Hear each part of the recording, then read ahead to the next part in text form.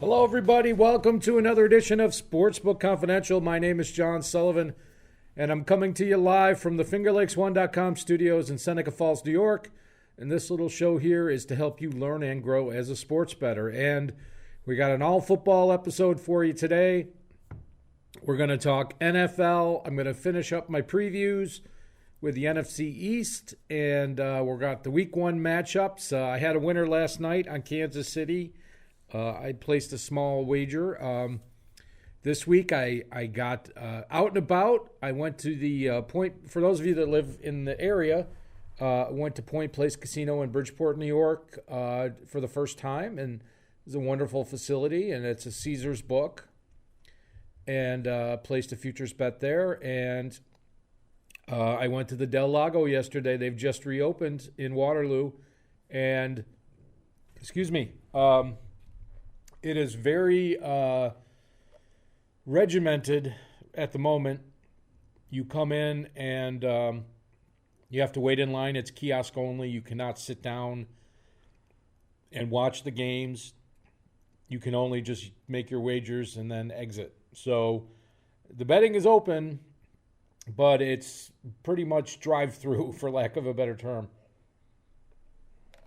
But I'm very excited because it's my favorite time of year.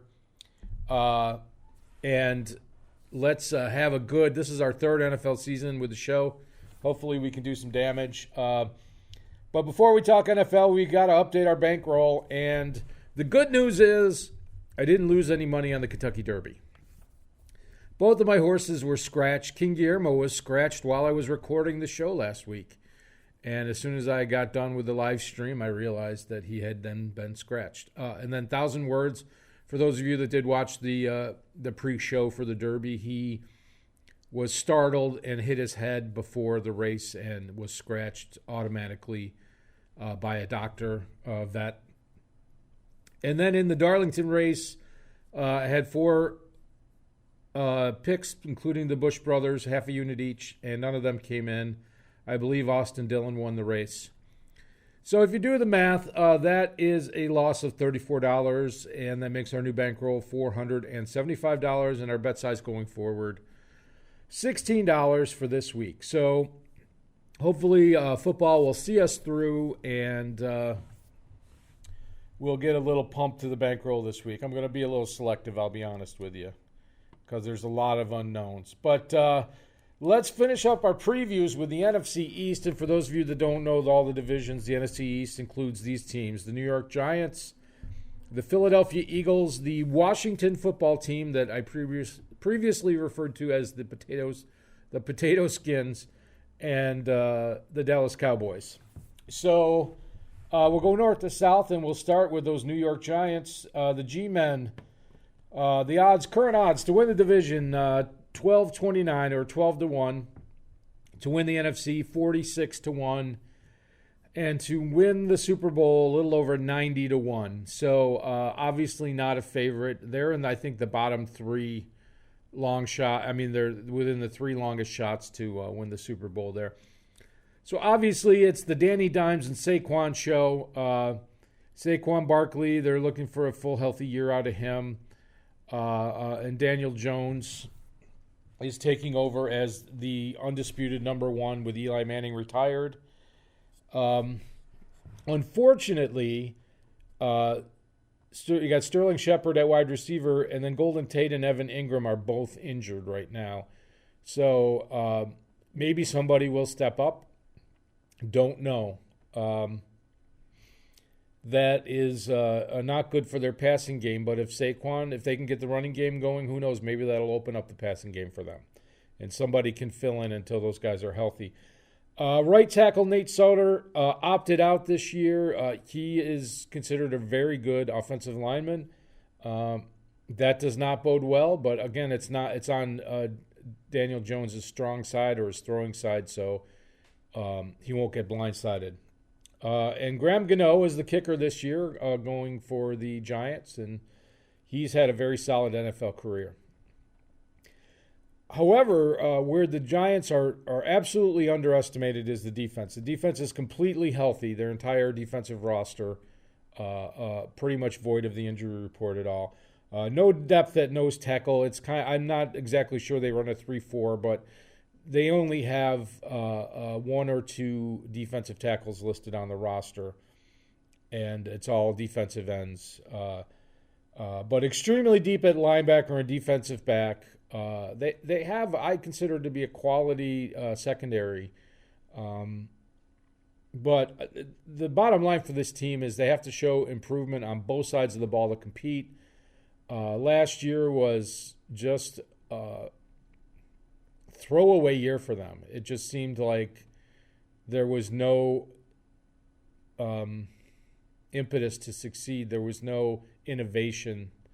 They just tried and failed the same stuff over and over and over again. It was a very predictable team. So we'll see if they bring something new to the table. I feel like this team's a little bit underrated. I don't think they're in the bottom three teams in the league by any stretch of the imagination. And I don't feel like the NFC East is a strong division, but yet I do think it's going to be competitive. So let's move on to a second team, and that's going to be the Eagles, the Philadelphia Eagles. To win the division, they're the second favorites at plus 148. To win the NFC, 11-11 or 11-1. To win the Super Bowl, they're a little better than 25-1. I think that's about right for the Eagles. It's the same old story with them. Wentz, the starting quarterback, but they drafted Jalen Hurts, who is now considered the backup to Carson Wentz. They are actually paying Josh McCown $12,000 a week to stay at home and read the playbook in case they need a quarterback later in the year. So they are making emergency plans if Carson Wentz gets hurt again. And that's the question. Can he stay healthy, and can he win a big game? He's had MVP caliber regular season, but obviously when they won the Super Bowl, it was Nick Foles and not Wentz. And, that question lingers, and I'm sure it's a very strong motivating factor for him.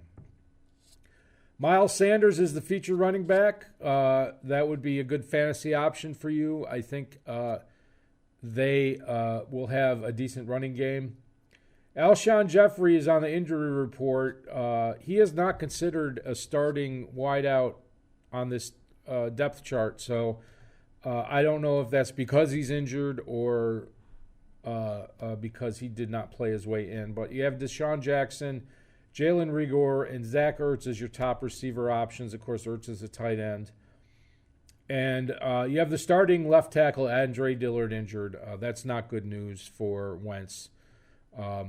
That's not the side that you want to be struggling with. But maybe they could put Jason Peters in at left tackle. He signed another one-year deal with them. So the 4-3 defense for the Eagles is healthy and ready. Their big weakness is no depth at middle linebacker. So that would mean crossing routes, between the tackles running, these kind of things, draw plays that you would want to attack this defense with. Elite secondary must shut down wide receivers. This is another very good defensive secondary. So can they, stop that big play capability of other teams, especially a team like the Cowboys? So the number, can they stay healthy? Can Carson Wentz stay healthy? Can the running back stay healthy? Can the wide receivers stay healthy? They had 20 practice squad players dressed at one time last year. So they were very injured. And this is one of the reasons why I think that this division is going to be competitive, and the team that wins this division will not get a bye in the playoffs. I could be wrong, but what I see and what the numbers tell me just indicate that there's going to be some competitiveness here. The Washington football team trying to change the culture. And we'll talk about what I hate most about the Washington team, but I actually like this team as an up-and-coming team. To win division, about 20-1. To win the NFC, about 77-1. And to win the Super Bowl, 190-1. I believe they are the current long shot to win the Super Bowl. And I believe that that's a value. I don't think it's going to happen. I think the odds are better than what the payout's better than what the actual, percentages of them making the Super Bowl. But it's a value bet. But I don't think I'm going to put any money on it. Haskins is starting quarterback. Alex Smith is back. The shoo-in for the comeback player of the year, who broke his leg in a bunch of places and had to have 17 surgeries, and he's been out about 21 months, and now he's back playing. But Haskins actually really impressed me last year. He was poo-pooed. They had quarterbacks injured. Colt McCoy got hurt after Alex Smith got hurt, and Haskins had to come in. They said he couldn't grasp the playbook, and he impressed me. He could make reads. His arm was good. He can use his legs. I think he can develop into a really good quarterback. And this year I think is going to be kind of the make or break year on whether they're in on him or not. But if I was a GM and I could get him cheap, I would throw him away for a rainy day. He's got potential. The Antonio Gibson RB running back won by default. They let Geis go, and that makes Antonio Gibson the top back, feature back. And we've got Terry McLaurin, Gandy Golden, and Steven Sims as the wide receivers. Not a bad wide receiver core. I don't know what kind of chemistry they're going to have with Haskins. McLaurin obviously is the big weapon there. Logan Thomas is the number one tight end, and that's scary because he's been a depth tight end and an emergency quarterback pretty much his whole NFL career. He was with the Bills for a while. I don't know if he doesn't seem to excel at blocking or pass catching, so I don't know if somebody else is going to emerge. The starting offensive line is healthy, but one of the reserve right guards is on injured reserve. Not a big deal there. So the offensive line is healthy. And then on the defensive side, we have no depth at middle linebacker. There's one middle linebacker on the roster. And 3 of the 6 cornerbacks are currently injured. The safeties are healthy, but that is a bad sign. That's a bad sign that an offense that you're playing against will try short out passing games, 10, 15-yard throws in the zones between the cornerbacks and the safeties. Will this team develop a pass rush? They have a healthy defensive line, and that is the big question. Can they develop a pass rush, force teams out of their game plan? Because when the teams see those cornerbacks hurt, they're going to go right for the passing game and go for screen passes, short outs, medium routes. And here's the thing that I cannot stand about the Washington football team is I'm going to call this the field of death. The stadium where they play their games has a grass turf, and there have been so many knee injuries and leg injuries on this field. If you think about RG3, Robert Griffin, was the rookie of the year in the NFL, injured his leg on that field, was never the same since. You've had 2 quarterbacks in the last 2 years have serious leg injuries on this field in Alex Smith and Colt McCoy. And that doesn't even include all of the other players and positions that have had injuries on this field. It's a terrible field. I don't know if they can use that to their advantage, but if I were a free agent, I wouldn't want to play there. That's for sure. But I'm big on Haskins here, and I have no idea how the running game is going to perform. But obviously, as the absolute long shot to win the Super Bowl, they're underrated. It's not worth a wager for me, but look for them to win a few games in the division. It's not going to be a cakewalk for anybody. And lastly, let's look at the Dallas Cowboys. And America's team is the far runaway favorite to win this division at minus 137. 8-1 to win the NFC, and 14.5-1 to win the Super Bowl. Jason Garrett is gone. Mike McCarthy is in. McCarthy won a Super Bowl with the Green Bay Packers. As a recovering Packer fan, my take on McCarthy was too conservative, and his in-game management leaves a little bit to be desired. They do retain Kellen Moore as the offensive coordinator, so they have the same offense as last year. And as you can see, it's a contract year for Dak Prescott. He turned down $35 million a year. He got franchised.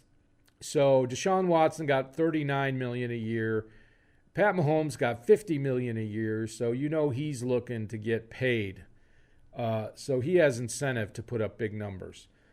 Zeke continues to eat. Ezekiel Elliott, the feature back, and you expect that he's going to be in shape and ready to roll. And we'll see how good the rushing game is. Especially since the fullback, Olawale, opted out this year. So technically they don't have a fullback on the roster as far as I know. We'll have to see what happens. So the wide receivers, Amari Cooper, Michael Gallup, and CeeDee Lamb, the highly touted rookie. That's a very outstanding receiving core, including Blake Jarwin, the tight end.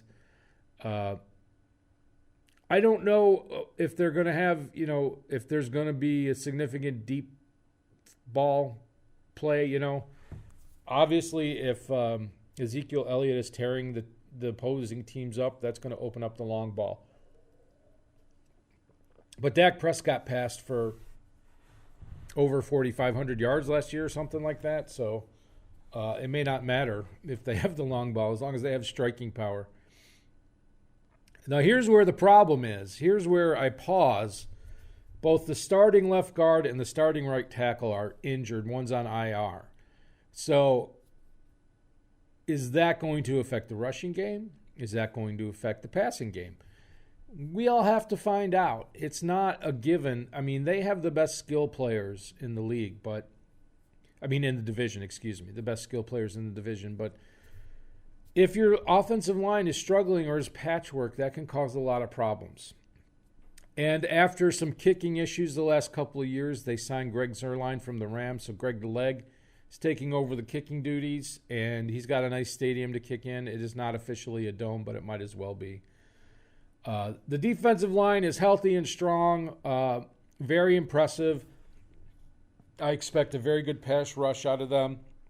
The outside linebackers, Vander Esch and Sean Lee, injured. Sean Lee's on IR. This is going to be the weakness for the Dallas defense. We'll see if teams can pick it apart. So you're going to be looking at a lot of screen plays, a lot of jet sweeps, those kind of things, to take advantage of the, in medium out routes, to take advantage of the replacement level players at the outside linebacker. The other thing that gives me pause of the defense, there are only 2 safeties on the roster, which means cornerbacks are going to have to move over to safety. That would be something I would be targeting. If one of the safeties got hurt in a game, I would be targeting deep middle balls. And we'll see if teams can pick up on that. And will the pass rush be affected by that outside linebacker injury? That is the question. I say no. But this team is not bulletproof by any means. There's question marks on both sides of the ball. So I'm not as excited about the Cowboys winning it easily and winning it all. I think they're a playoff team for sure. But there's questions with coaching. There's questions with offensive line. There's questions with defense. And it's going to be an uphill battle for them. But once again, Dak has a contract year. They win it all this year. He's getting paid. He'll get Mahomes money for sure. So that is it for our NFC East preview and our previews of all of the divisions in the league. You can go look at previous episodes on YouTube if you're interested in checking out your favorite division. And As far as the best value pick, I would probably say it's the Eagles. It's, Eagles to win the Super Bowl or Eagles to win the division. That's, things have to go right for them to do it, but I don't really feel like any of these teams are legit Super Bowl teams as constituted. Things can change, but at the moment. So let's move on to my favorite part, and that is breaking down NFL Week 1. And we have 15 games left, and let's go through each one, and I'll do a little talk on each one and see where I see value. Now, you'll see the point spread and the total, and then in parentheses, you'll see another point spread and total, and that's my model, my mathematical model that I've created that gives a predictive outcome of the game. And you have to remember, the accuracy in the first week of the season is usually to be considered with extreme caution, especially this year with no preseason. There's, we have teams playing in empty stadiums. There's a lot of uncertainties. There's a lot of unknowns and how things are going to react, how teams and players are going to react. And I'm looking, for value, and I feel like I'm going to find a lot more value in the totals this week than in the sides, but we'll see what happens here. But let's start with the Dolphins at the Patriots. We're going to have a little Fitzmagic against Cam Newton in Foxborough. Patriots minus 6.5. The total's 42. My model has the Patriots at minus 9.74, 43.73. Now, the Dolphins have given the Patriots trouble over the years. If I was getting over a touchdown, 7.5 on the Dolphins, I might consider this. The Dolphins, as I said in my AFC East preview, they play for their coach, and they don't care what the record is. That's a hungry team. The Patriots, I have no idea what to expect out of them. Cam Newton's playing for a contract, so he's going to want to put up numbers. But, they had 8 players opt out this year, and a couple of players retired then take an offer from the Patriots. So I don't know if they're tanking or if they have some special thing up their sleeve. They're definitely going to be a run-first team. They have 4 quality running backs plus Cam Newton. So I really just don't like this game from a betting perspective at all. But it'll be interesting. I expect it to be a close game. Browns at the Ravens, minus 7.5 and 48. Ravens are one of the 2 favorites in the AFC, along with the Chiefs, who already won last night. The Browns are a team with so much potential, and they've just had so much turmoil with their coaches and their front office. And it's been really sad to see, and I feel like some quality years are getting wasted with their skill players. We have the Ravens. My model has the Ravens as a big favorite here, 13.7. If I had the Ravens at minus 7 or minus 6.5, I would take that. But at 7.5, I kind of stay away from that. And my model has 46.36. It's about right on. It doesn't look like a wagering game to me. I really don't like to lay more than a touchdown in the NFL. It has to be extreme circumstances. So let's move on to the Jets at the Bills. Bills minus 6.5, 39.5. My model has this at minus 5.31, 35.30. So the Bills in previous years have had an excellent defense and trouble scoring. And it was struggling with the passing game and usually having a pretty dominating running game and then kind of getting away from it in the second half. The Jets have so many problems right now, and I don't see how they're going to score many points on the Bills. I think a Bills money line here is a good, if you want a safe bet, don't want to take any risk this week. Bills at home, on the money line would probably be a good bet. I can't bring myself to bet the over here. I can't bring myself to bet the under here. I do feel like the Bills are going to cover, like in my heart of hearts, but the numbers say do not place that bet. So I'm going to pass on it. But it'd be interesting to see how Darnold does with his current receiver core, which is a big question mark. And one of the Jets players was involved in some robbery thing or some legal trouble, and I don't know if he was in the starting lineup or not, but that just can't be good. That team is in total disarray. Las Vegas Raiders at the Panthers. Panthers are a team that I think is very underrated. They're in the bottom 3 or 4 teams as far as long shots to win the championship. I actually think this team could be 8-8 very easily, and the Raiders, about the same. Gruden's got that team going in the right direction, but I'm not sure he has the personnel he wants. Panthers are 3-point dogs, 47.5. I have this game as pretty much a coin flip, 0.48 and 47.11, so the total's right on. If that went to 3.5, I would probably maybe take a flyer on the Panthers. At +3, it's kind of like borderline for me, but Teddy Bridgewater is a quality quarterback. If they can run the ball, if the Panthers can run the ball with McCaffrey, the Raiders are going to have a tough day. That's just how it is. Seahawks at Falcons. I think this is going to be one of the more interesting games. Falcons 2.5-point dogs. 49 is the total. I actually have the Falcons as a 1.5-point favorite, and 46.72 is the total. The one thing I see in this game, first of all, if you follow Seattle the last few years, they play a lot of one-possession games, and they are a run-first team. There's going to be a lot of running in this game. It'll be interesting to see how Todd Gurley does, how many touches he gets. The Falcons will only throw the majority of the time if they are significantly behind, like 2 or 3 scores. So I think the under is really in play here. I think the under is a strong bet in this game at 49. And if it goes up to 49.5 or 50, I like it even more. But not really sure. There's a lot of people that are very high on the Falcons this year. I still think they have problems on both sides of the ball.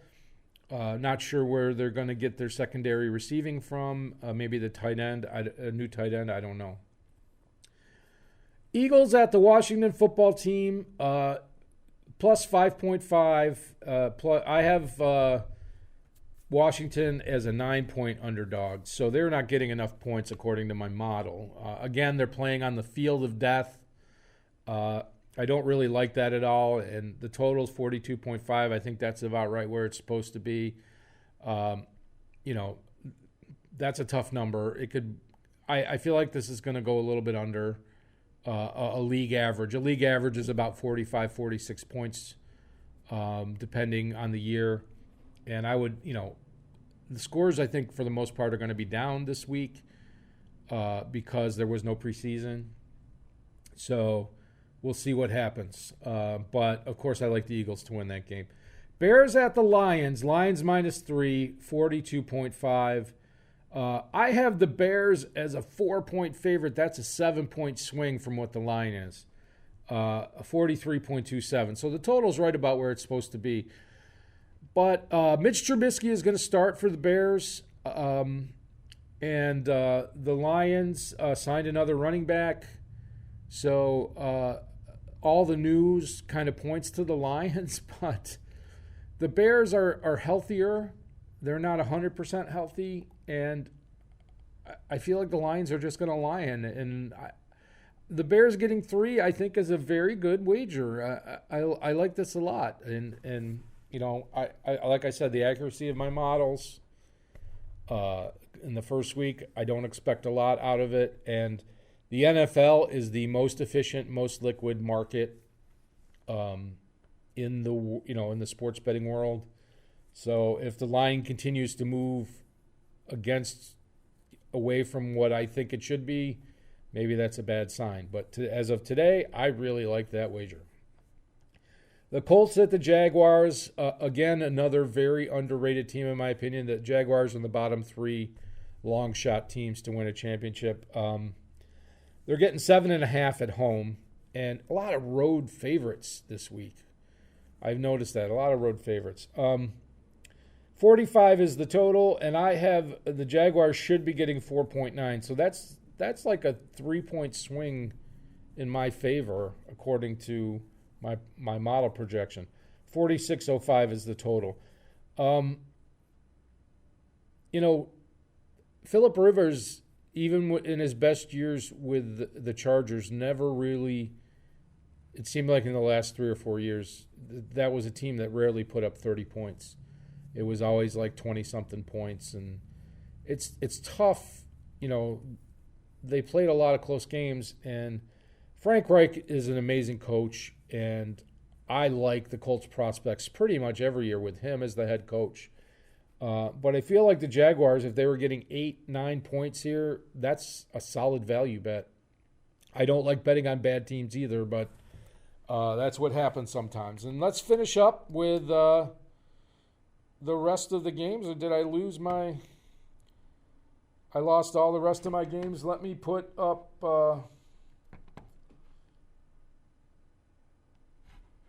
this is the problem with a live stream.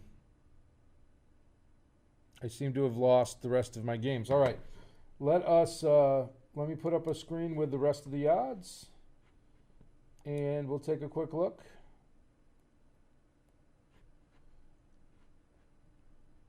At the NFL.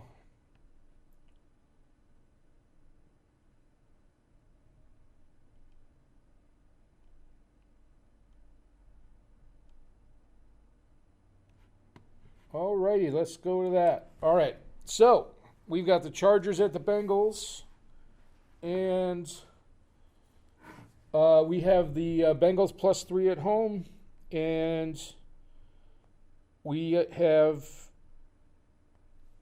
a total of 42, and my model has it as the Chargers -4.39 and 43.84, so not a lot of value there. And then we've got the Arizona Cardinals at the 49ers. It's a 6.5-point game. 48 is the total. I have the 49ers as 11.73 favorites, and 51.81 is the total. So definitely leaning over there. And the Bucs at the Saints, I have New Orleans as 7.6-point favorites. Right now, the line is 3.5. Of course, Mike Evans has a hamstring injury. He may not play for the Buccaneers. And the over-under is 48. I have that at 53.27. So I really, really like that over, especially in the Superdome, where there's a lot of high-scoring games. And then Sunday night, we have Dallas at the Rams, a 3-point favorite, road favorite for the Cowboys. 51.5 is the total. I have this as a virtual coin flip. I have Dallas as a -0.1 favorite. So it's really 47.97 is the total. So that's 3.5 to the under. I really like the under in that game. And then Monday night, there's 2 games. Pittsburgh Steelers at the Giants. 5.5 favorites for Steelers with Big Ben Roethlisberger back. I have Pittsburgh as a 4.5 favorite. That's pretty close. I have the total at 40.83, and here it's 46. Let me roll down so you can see it. There we go. Its total's 46, and I like the under there. I feel like both of these teams are going to want to run the ball, and the Steelers are going to they're going to try to keep Ben healthy and not overuse him. And then finally, we have the Tennessee Titans at the Broncos on Monday night. We have the Titans as a road favorite, 2.5. I have Tennessee as a 3.95 favorite, and I have the total 42.59. So I like the over in that game, and plus Von Miller is out for the Denver, and that should bode well for some more offense. But don't expect a lot because both of those teams will run the ball. So going back to my other picks there, I'm sorry about what happened. I don't know. I guess I lost a slide this week, but that happens with a live show. No do-overs. So my picks this week, we're going simple and straightforward. I'm going to take the Bears +3, -115. I feel like that game will be competitive. We'll see how Stafford plays, and we'll see what kind of offense Matt Patricia can bring in his, I think, third season in Detroit.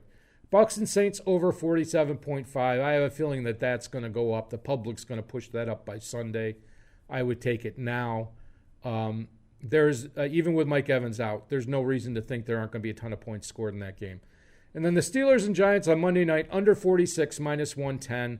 I expect both teams to run the ball a lot, and the Giants are going to have trouble throwing the ball, and it should be one of those grinded out, 21-10 type of games. That's what I expect. So thanks for watching.